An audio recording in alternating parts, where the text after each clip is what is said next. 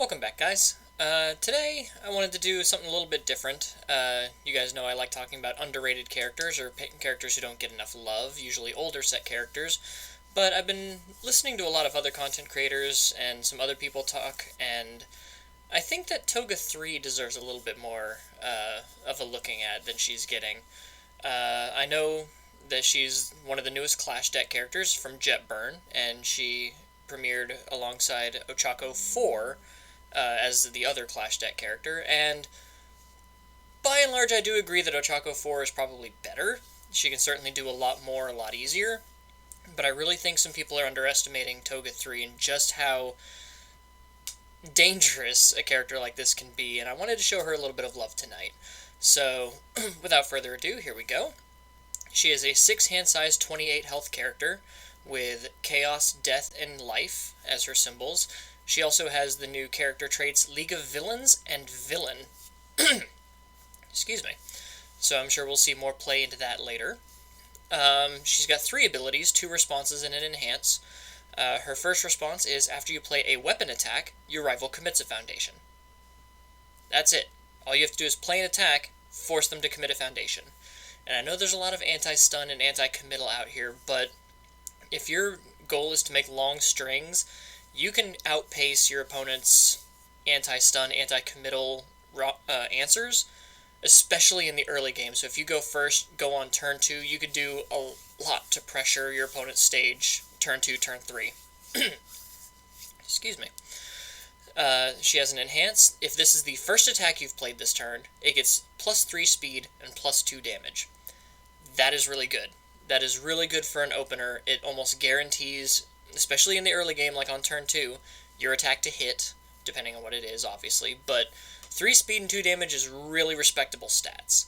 And I get it, you only get it on the first attack, and we'll go into why I'm doing the air quotes in a little bit. But spoiler, it has to do with her kit a little bit. But 3 speed and 2 damage on an attack is nothing to sneeze at. Even if it's just your first attack, it's trying to push that damage through or force your opponent to really commit a lot of foundations in order to stop you.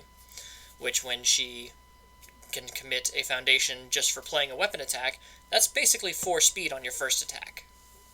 So, and then she has a response once per turn. If your attack deals damage, you may add 1 card from your discard pile to your momentum. Now, the fun thing about this response is, since the discard pile is a public zone, and a lot of zones got, well, not changed around, but some zones got redefined in the new rules update, but I'll be going over those in a later video, probably around the first of the year. But because your discard pile is a public zone, any card that would go into your momentum face up via a static effect would go from your discard pile to your momentum face up. So she has a lot of cool, unique tricks in her toolbox that I'm really excited to get into here. So, in terms of the attacks, there's only 2 attacks that I really consider as the main bangers, the ones you really want to push through, and those are Ambush Thrust, which is a 4 difficulty, 4 mid for 4 damage, Fury and weapon attack. So you play this on a 4 or a 5 or a 6, force your opponent to commit a foundation. Every attack in here is going to be weapon, so anytime you play any of your attacks as attack cards and not as blocks, you get to commit foundations on your opponent's board.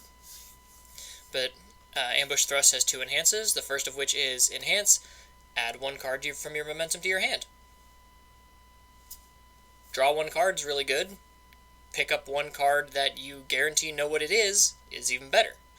You know, how many times do you want to stack a deck in order to draw a card? Well, this one, if the card's in your momentum, and Toga says as long as your attack deals damage, you can guarantee a card in your momentum, and then you can just pick it up for free with Ambush Thrust. Really, really solid, really, really dangerous. And then Enhance, destroy 1 foundation. If your rival has 4 or more committed foundations, this attack gets plus 3 damage. So if this is your first attack, and your opponent maybe had to commit some foundations going in, and you commit the 4th foundation after playing this attack, you can give it plus 3 speed, plus 2 damage to make it a 7 mid 6, and then give it another plus 3 damage, so it's a 7 mid 9 on your first attack. That's pretty good. And you're going to see that a lot of the attacks, all of the attacks really, that I've decided for this deck wear the +3/+2 really, really well. Especially, probably my favorite attack of Toga's new deck, and that'd be Twirling Needle. This is another 4 difficulty move. It is a tech weapon. It is a 3 speed high for 4. The static got eroded a little bit. As you can see, it says this attack is always considered to be the first attack you've played this turn. Now I believe the errata is you may play abilities on this card as if it were your first, or during this enhanced step as if it were your first attack this turn. So this means even if this is like your 3rd or 4th attack in a string, you can give it the +3 speed, +2 damage, and make it a 6 high 6. So if you can stack several of these, you can get just endless mileage out of Toga's Enhance. So you can just be +3/+2, play a Twirling Needle, +3/+2, play a Twirling Needle, +3/+2, and that kind of scaling can really stack up and really put your opponent in a tough position. It doesn't hurt that it has an Enhance. If this attack deals damage, your next attack gets 2 speed. So if they can't block it, which as your 2nd or 3rd attack, giving it 3 extra speed, and when you play it you force your opponent to commit a foundation, it's usually going to land. And then your next attack, maybe another Twirling Needle, can get an additional 2 speed on top of that and really push through the damage. Then we've got her Ultra attack, Deadly Ambush. It is a 6 difficulty, so kind of expensive, but pretty easy if you're throwing this as your first attack. It is a 6 low for 5, so if it's your first attack, it is a 9 low for 7. 9 speed low is really, really good. It's really going to ensure that this connects and allows you to put an attack into your momentum from your discard pile to maybe then pick up with Ambush Thrust or use some really fun momentum abilities, which we'll see a little bit later. But it has 2 enhances. It is Enhance, destroy 1 committed rival foundation. So you can just pick and choose which one you don't want them to have anymore. Pretty good. And then if this attack deals damage, gain 2 health and your rival loses 2 health. This can reduce your rival to 0. It does not have that clause on there that says it cannot reduce your rival below 1 health. So it's good for gaining health back, and especially as a 9 speed low, but it also can do a little bit more damage and just really help chip away and put your opponent in an even tougher spot. I decided to throw in Deception Dagger. This is her secret rare from Jetburn, and it's a really, really fun card. It is a 5 difficulty, 2 mid for 5, kind of slow, but again, with her Enhance, it's a 5 mid for 7, which isn't bad. It's also got Stun 2, so if you play it as an attack, you force them to commit a foundation, and then you can Stun 2, force them to commit 2 more. Really good. This whole deck is just designed to pressure your opponent's stage and make sure that all of your attacks, or at least most of them, land. It has a static effect. If it's added to your momentum, add it face up. So with Toga, if you add it from your discard pile, it goes in face up. It has Enhance, remove 1 card from your rival's discard pile. This attack gets plus X speed. X equals the removed card's block modifier.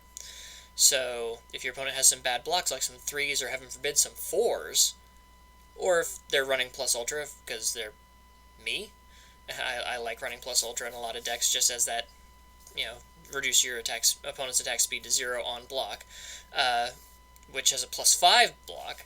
You can really boost this speed, 2, 3, 4 maybe, plus if you played it as your first one, you give it +3/+2. So you could really make this a 7 or an 8 speed if you really wanted to. And as an Enhance, if it's in your momentum, as an Enhance you can flip it in your momentum, and this weapon attack gains Stun 2. So that's another version of Stun 2, so that you can just keep pushing your opponent down and really kind of just hold their head down till the bubbles stop, as it were. I've got Sudden Stab in the deck. It's a 5 difficulty, 5 mid for 5, so an 8 mid for 7 if it's your first attack. Also, it has an Enhance that if it's your first attack you've played this turn, draw 1 card. Good way to just cantrip it out of your hand, you get to draw a card, and just keep going. And then another Enhance, if this attack is blocked, your next check to play a weapon attack gets +1. The reason this card's at 2 and not more of in my build is it's got kind of this dichotomy. You want to play it as your first attack, so you can draw the card, but you also want it to be blocked. So unless you're going to stack a lot of damage on this card as your first attack, your rival might not block it, because they don't want you to get that +1 to your check, and if you're making this an 8 speed plus you force them to commit a foundation, maybe they can't block it. So it's in this really weird position where you want it to extend your string as maybe like your second card, or you want to play it as your first card and draw a card. And it's kind of in this weird spot. I couldn't decide if I wanted to play more than 2, so I kind of just left it at 2 to see where it would stand. Then moving on to some of her older kit, from Himiko Toga II, we've got Gory Stab. This is a 2 high for 5, or a 5 high for 7, if it's your first attack. Charge weapon with a static. If it's added to your momentum, add it face up. And it has 2 responses, the first of which is a response in your momentum. Lose 3 health. So as the cost, you flip this face down in your momentum and you lose 3 health. After your rival plays an ability on a foundation, destroy that foundation. So if it's a foundation like surviving the final, or anything that probably wouldn't commit itself to activate, you can just get rid of that on the spot. Or if it's something problematic like a passing the torch, or a what's the one with All Might? Nope, I lost it. And now that I think about it, this would be better to use for keeping Aerie safe. So if it commits and then readies itself, you can then destroy it, so you don't have to worry about that again. Yeah, keeping Aerie safe was what I was thinking about, not the All Might one that, for some reason, the name escapes me. It's the one that people complain about is really bad stun hate all the time, and for some reason I just can't remember the name of it. And then Gory Stab has another response. After your rival blocks this attack, they discard 2 momentum. So that's pretty good. If they don't want to take 5, 7, 8 damage, they have to lose 2 momentum, and as we know from more recent metas, momentum is a very, very valuable resource, and they do not want to lose that. Then we've got another one of my favorite Toga attacks, Rushing Stab. This is a 4 difficulty, 1 control, and believe me when I say that, yes, playing a 1 check in your deck is dangerous. This card is very well worth it. It is a 4 mid 5 with stun 3. So just playing this card, you can threaten to commit 4 foundations on your opponent's board. Just by playing this card with Toga's response and this stun 3. Not to mention if you use Deception Dagger to give it another stun 2. Jeez, that's a lot. It's 6 foundations that 1 attack can take care of. If it's added to your momentum, it goes in face up. And it's got 2 enhances, both playable in your in your momentum. Excuse me. The first is easily the best. In your momentum, flip it, draw 2 cards. 2 extra cards. You put this in to your momentum from your discard pile with Toga 3, and on your next attack, you just draw 2 more cards. And then say that attack is an ambush thrust, you then pick up the Rushing Stab, play it, stun 3, and when it deals damage, because at that point it's probably going to hit, put it back into your momentum, draw 2 cards on your rival's turn. It's just an amazing, amazing card.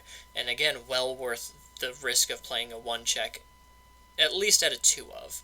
I don't think I'd go any higher than that, just because you don't want to be checking this a lot, but making sure that you can get at least 1 to where you can keep moving it in and out of your momentum is really, really fun. And then another enhance in your momentum, flip. If your rival has lost health during this combat phase, seal 2 rival foundations. So this is also really good for locking down your rival's defensive capabilities. If they've lost health due to any one of your attacks, you can really push in for a kill string there if you didn't want to flip to draw the 2 cards.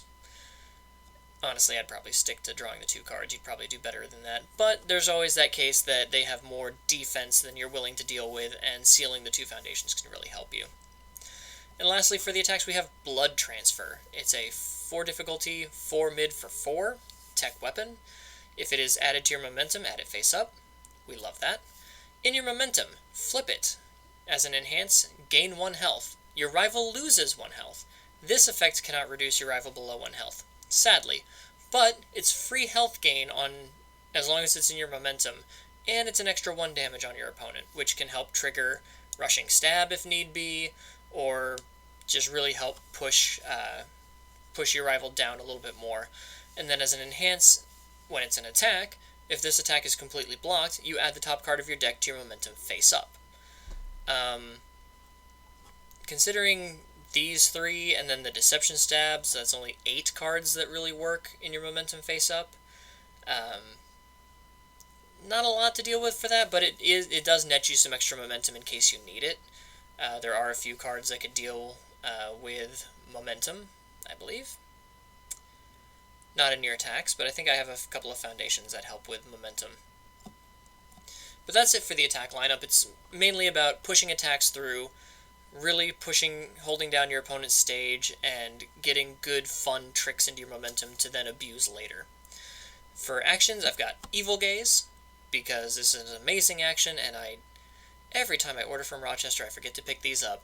I even remind myself, I leave myself notes, and I forget every single time until after I've received my Rochester order. And remember, I didn't order Evil Gazes. It is a Breaker 1, which is good for helping reduce the chances of dying, but also enhance, lose 2 health. This attack is +2 or -2 speed, so either pushing your attack through or making sure your rival doesn't hit you. And then if the attack is blocked, you get to target and destroy 1 rival foundation, and this card removes itself from the game. It's also a very good bit of deadlock pressure, because you can just, as an enhance, destroy 1 rival foundation. Just point, click, gone. So really good, again, pressuring your opponent's board and making sure that you control the flow of the game as you push in this insane aggression.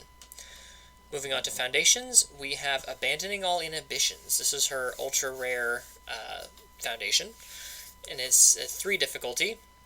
There's a couple of these in here, but I'm not too worried, even though we do have the Rushing Stab, just because we can play around it. It is a unique, which means you can only have 1 in your stage at a time, for good reason. It says Villain Enhance, commit. If this is the first attack you've played this turn, it does not count towards progressive difficulty for the rest of the turn. This is really good at keeping our strings nice and long, making sure that as we're drawing cards, as we're drawing cards from Rushing Stab or Excited for Blood or any of the other draw mechanics that we have in the deck, we can keep our progressive difficulty low, so we can just keep on the insane offensive pressure. Then we've got Blood Bank. It's a 1 difficulty 4 control. As an enhance, commit. If your rival has lost health during this turn, your next weapon gets -2 difficulty. Again, keeping our progressive difficulty low, making sure that we're passing all of our checks. This can also be triggered through blood transfer, or just dealing damage, really. But if you can flip blood transfer on your first attack, your opponent loses a health, you can commit, your next attack is -2 difficulty. Really just keep stringing these, making these really long attack strings and really pushing in the aggression while lowering your opponent's resources.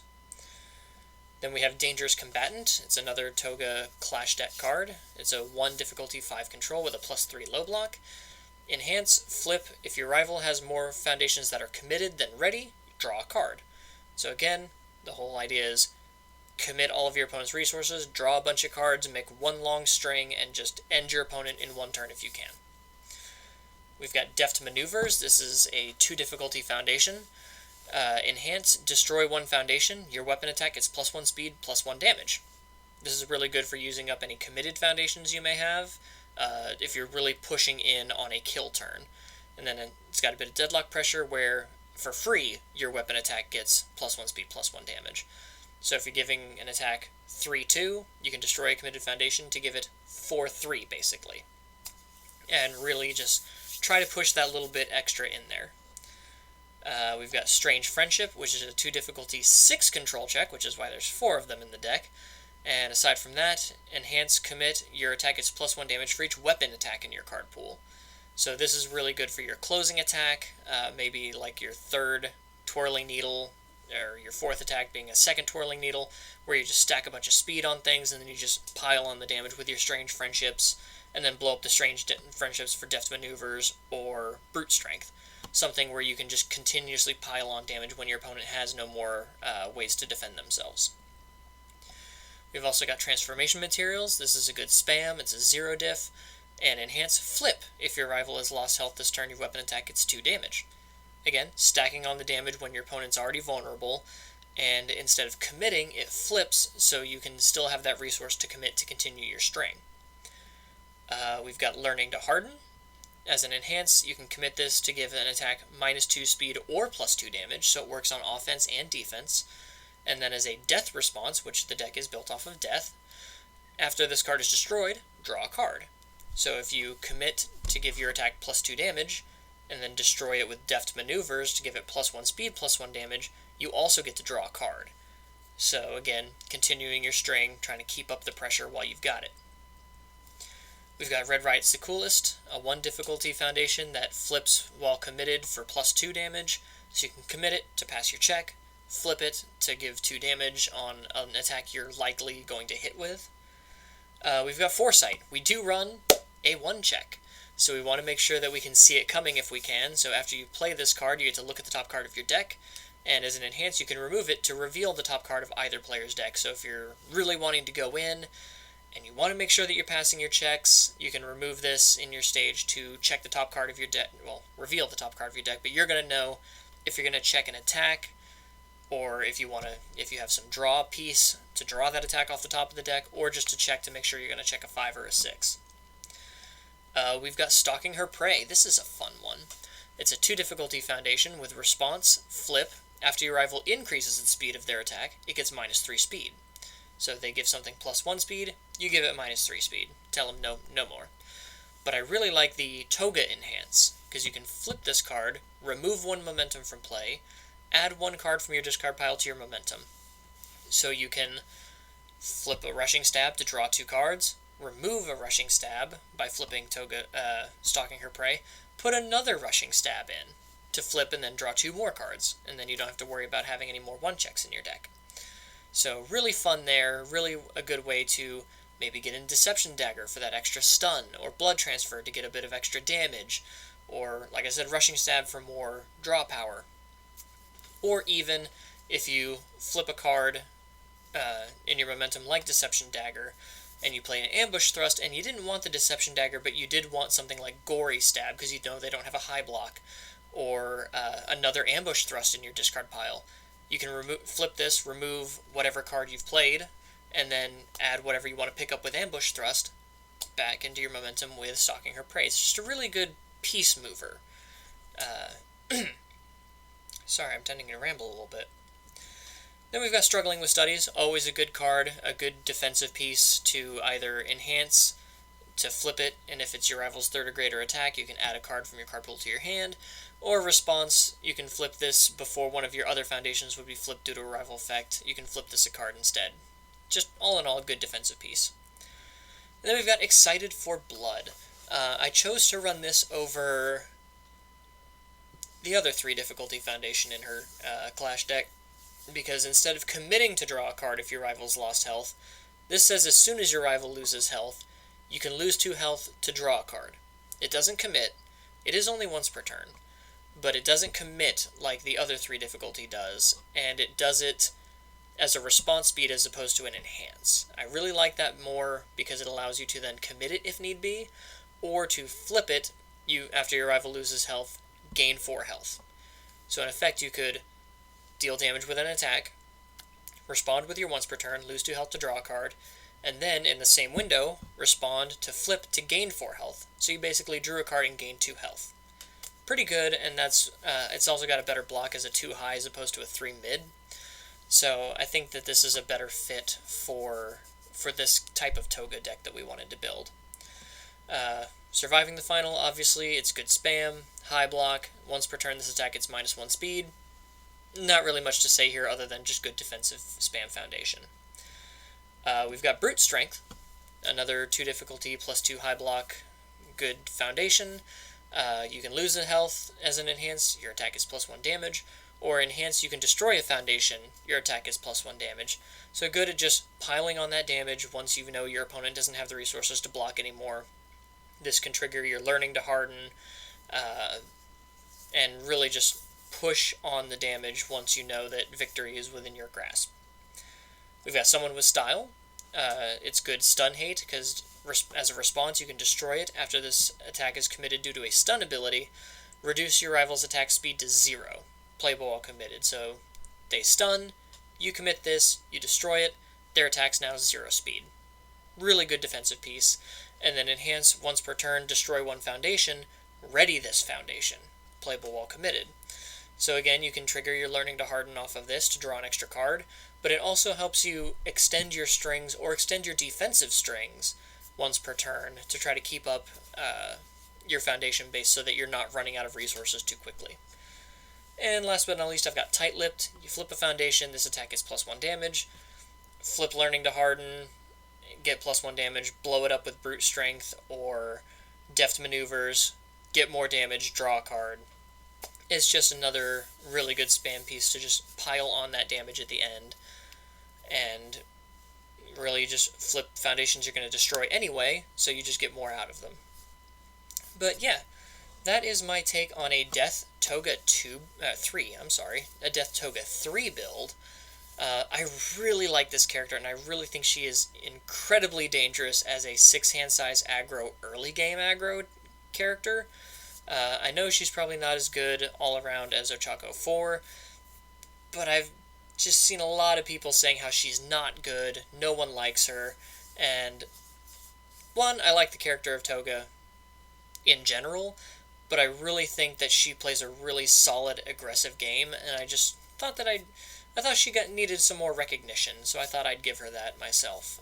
So, if you like it, feel free to give it a like. I'd love to hear what you guys think about Toga 3, or how you would build her. Would you build her off of life with a different symbol? I did try to build this without the Staff Strike build in mind, because I know we're going to be losing a lot of set 1 cards, which is why only Evil Gaze and a couple of Foundations are from set 1 here. When Yu Yu Hakusho drops, we're going to be going into the standard format, but if I wanted to do a Spotlight Toga 3, I'd probably really go for the Staff Strike build, and maybe I'll look into doing a Spotlight Toga 3 with Staff Strike. That does seem kind of fun. But yeah, and as always, if you guys like deck profile content, feel free to give me a subscribe. And like I said, I'd love to hear from you guys what characters you think are underrated and should be paid more attention to, who you'd like to see maybe built, if you want to see my take on something, or just let me know what My Hero characters or other characters you guys like. I love hearing from you guys. So with that said, take care until next time. Bye.